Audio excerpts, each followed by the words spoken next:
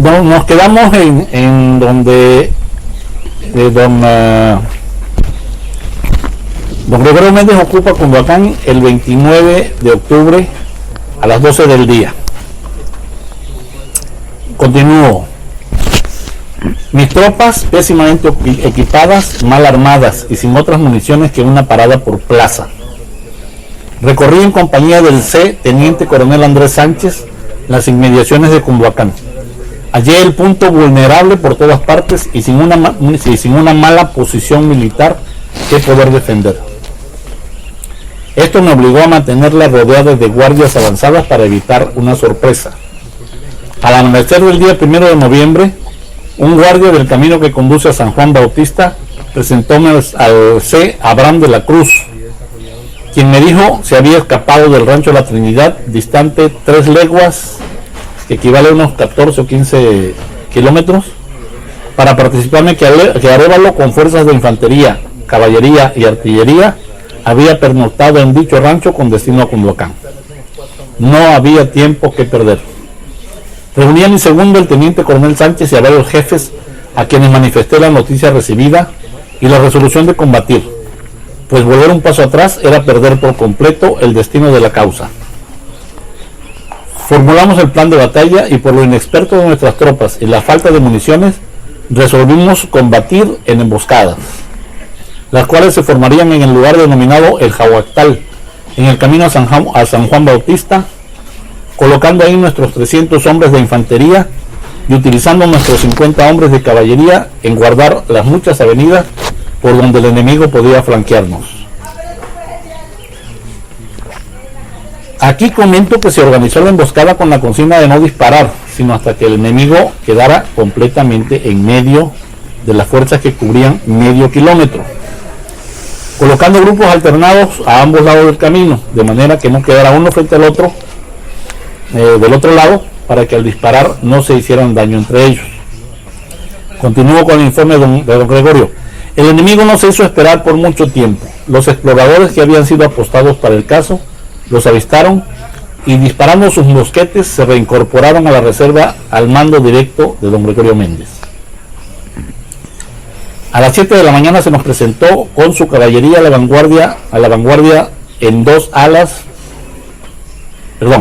A las 7 de la mañana se nos presentó el enemigo con su caballería a la vanguardia en dos alas, flanqueando la pieza de montaña que traía al frente de su infantería, avanzando hacia la población.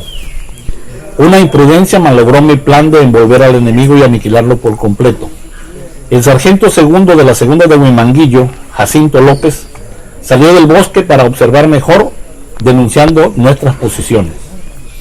El enemigo comprendió nuestra celada, rompió sus fuegos, que fueron respondidos por nuestra emboscada de derecha e izquierda. El cañón del enemigo disparaba sobre nuestras fuerzas.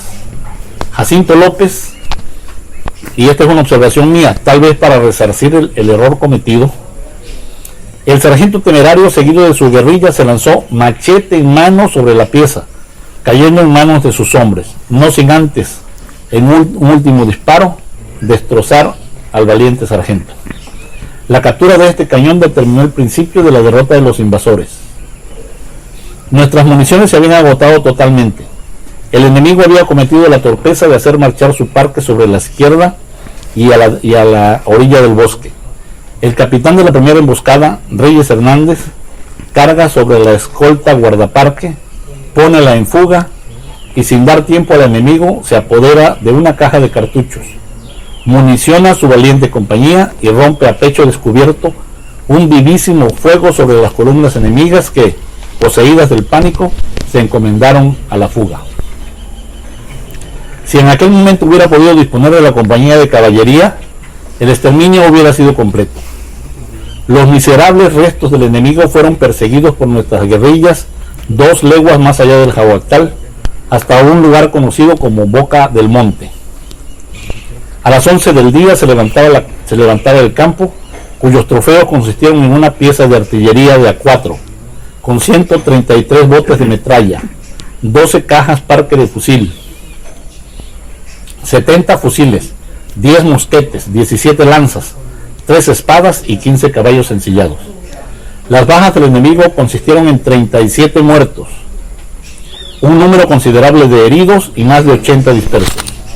Los nuestros fueron de 6 muertos: el subteniente de la primera de Cárdenas, Leandro Adriano; el sargento segundo de la segunda de Huimanguillo, Jacinto López, y 4 soldados. Solo tuvimos 14 heridos de las diferentes compañías. A las 12 del día, los heridos, sin distinción de republicanos ni traidores, recibían los primeros socorros de manos de unas bondadosas señoras que concurrieron espontáneamente al hospital de sangre. Expedí aquel mismo día una amnistía para los individuos de la clase de tropa que se me presentasen, ya de los dispersos, ya de los que guarnecían la capital del estado, ofreciendo una gratificación a los que lo verificasen armados. Desde la mañana siguiente comenzaron las presentaciones de soldados armados y a los 3 días se iniciaba la deserción de las filas imperialistas. A continuación se relatan los acontecimientos de los reconocimientos a los valerosos soldados y oficiales que se distinguieron en la batalla del Jaguactal, de las cuales deseo destacar algunas. Este es comentario mío. Y regreso al texto de don Gregorio. Se hará reconocer a sí mismo como capitán de la compañía de esta villa de Cunduacán al C. Viviano García, a quien se le expedirá su respectivo nombramiento. Al C. subteniente Leandro Adriano, que sucumbió gloriosamente ante los traidores, se le dará el ascenso de teniente, cuya pensión percibirá su familia. Al C. Jacinto López, que murió de sargento, en el acto de tomar la pieza, se le da el ascenso de subteniente con una pensión que disfrutará su familia. Y concluye don Gregorio Méndez: los dignos jefes, oficiales y clase de tropa que tomaron parte en la brillante función de armas del día de ayer, que ha levantado muy en alto el honor de la nación, han merecido bien de la patria. Comunicada Ramírez, comunicada Moguel. Así que aquí termina el informe de don Gregorio Méndez. Como vemos aquí se menciona efectivamente a don Viviano García.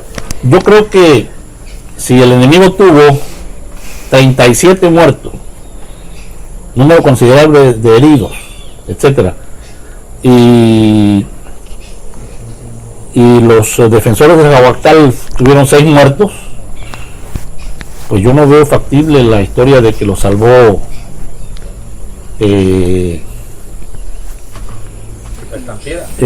la estampida. No lo veo factible, aunque sí debe haber tenido una función destacada de don Viviano García, puesto que se le menciona especialmente dentro del informe. Sí, en el mismo documento lo cita, menciona de que él, machete en mano, se lanzó contra el fuego del enemigo. Inclusive, por decirlo así, él interceptó propiamente el fuego, la bala, que hubiese destrozado muchas vidas en ese momento, y ya vemos en el informe que dice que nada más fueron 6, que fue propiamente Jacinto López y también Leandro Adriano cita, y 4 soldados. Entonces eso lo evitó, y dicen que después de que Reyes Hernández se apoderara del parque con el que abrieron fuego, después de hora y media, dice, menciona que eso sirvió de mucho, porque si no ha sido por decir por Jacinto López, propiamente, la verdad no sé qué resultado hubiese habido al final de ese encuentro en el Jaguactal. Entonces fue importante, como importante también se cita esa estampida de ganado. Creo que eso los hizo huir de forma, podríamos decir, asustados. Imagínense en la madrugada, en la hora en que ocurrió, tal vez ellos se imaginaron que era un gran ejército, porque siempre ellos luchaban avivando viva Benito Juárez, o ahí vienen los de Puebla, como que eso los intimidó y los hizo retroceder hacia San Juan Bautista. Entonces vemos también la vida de ellos, como de tantos cunduacanenses y también de otros de la Chontalpa, podríamos mencionar de Comalcalco, de quienes asistieron de Cárdenas, de Huimanguillo, que ofrendaron su vida. Es importante toda la participación, y se podrían también citar a quienes fueron o son héroes anónimos.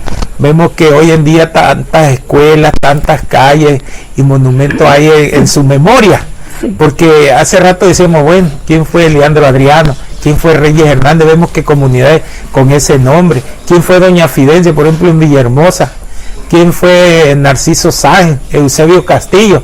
Y vemos que todos ellos son personajes relevantes, solo que Gregorio Méndez pues fue, por decirle, el jefe del ejército republicano, y a quien se le da ese honor, ¿verdad?, de benemérito. Inclusive existe un decreto de Abraham Vandala, el decreto cuarto, en el artículo tercero, dentro de los primeros, se menciona, antes, en esa época, Jalpa era una villa, y como villa nada más era Xalpan, pero de allí, a partir de su muerte el 28 de marzo de 1887, dice que murió a los 51 años. Menciona que Abraham Vandala, en su honor, aparte de que lo nombró benemérito del Estado, cita en ese artículo tercero de que en su honor al municipio se le nombrara la villa de Jalpa de Méndez de esa época. Hoy en día ya no es la villa, es la ciudad, desde 1954. Era todo el municipio que se le denomina. Hubo al Congreso una solicitud en el cual desde 1982 ya es a todo el municipio Jalpa de Méndez. Antes, pues, en esa época era solo la villa. Eso como para profundizar un poquito más. Y él murió en la Ciudad de México. Allá fue su deceso. Se dice de que pues nació bajo el signo de Aries y falleció bajo el signo también de Aries, del mismo mes. Una coincidencia, él estuvo casado. Se dice que contrajo nupcias en lo que hoy la iglesia de San Marco en Paraíso, Tabasco. Y el nombre, le digo la coincidencia porque su mamá se llamaba igual, Petrona, nada más que era Magaña y su esposa era Petrona Pérez. Sí. Inclusive mencionan algunos textos también que compraron una finca en Paraíso, ahí todavía familia que se llama San Cayetano. Allá vivió muchos años también su hermano Pedro Méndez, y hay familias también de apellido Magaña y Méndez hoy en día en lo que es el municipio de Paraíso. Pues nada más agradecerles la invitación y felicitarlos porque ustedes son el futuro de Cunduacán. Están rescatando para las nuevas generaciones todo esto que casi es boca oído porque no hay muchos libros. Entonces, pues un agradecimiento, jóvenes, y en lo que podamos nosotros apoyarles con mucho gusto. Así es. Gracias a ustedes, les deseamos mucho éxito, y la verdad lo cultural para mí representa lo primordial en cualquier lugar, porque de ello va a depender, en ello estriba el progreso en la educación, en la cultura. Y a todos ustedes nuevamente les deseo éxito y muchas felicidades. Además me dieron la oportunidad de conocer al cronista de Jalpa, mucho gusto. A la orden, gracias igualmente ustedes, de Don Moy. Igualmente. Yo quisiera hacer un comentario acerca de lo que dice Paco. Las autoridades no son celosas en ese sentido, son omisas, son sí. Desafortunadamente, si comparamos yo acabo de hacer una reseña de don José Eduardo de Cárdenas, que se jugó hasta la vida por defender ante las Cortes de Cádiz a su tierra, sí, y a su gente. Sí.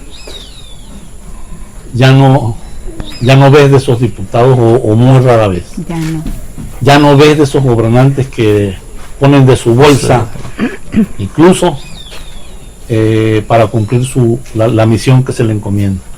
Ya Donó los terrenos de Cárdenas, perdón que te interrumpa. para la ampliación del pueblo. Sí. Ahora, en la política, hace unos días comentábamos que había que redefinir el concepto para devolverle su originalidad. Ahora la política consiste en la búsqueda del poder para poder llenarse los bolsillos de lana. Desgraciadamente con muy pocas excepciones. Prácticamente sin excepción. Ese es el problema. Claro, que les interesa la historia de unos señores que sin interés económico, nomás por el honor de la patria y ese tipo de cosas que a ellos no les interesan, se jugaron la vida y nos dieron la libertad que tenemos hoy. Así es. Pues me resta nada más agradecerles de nuevo por enésima vez la invitación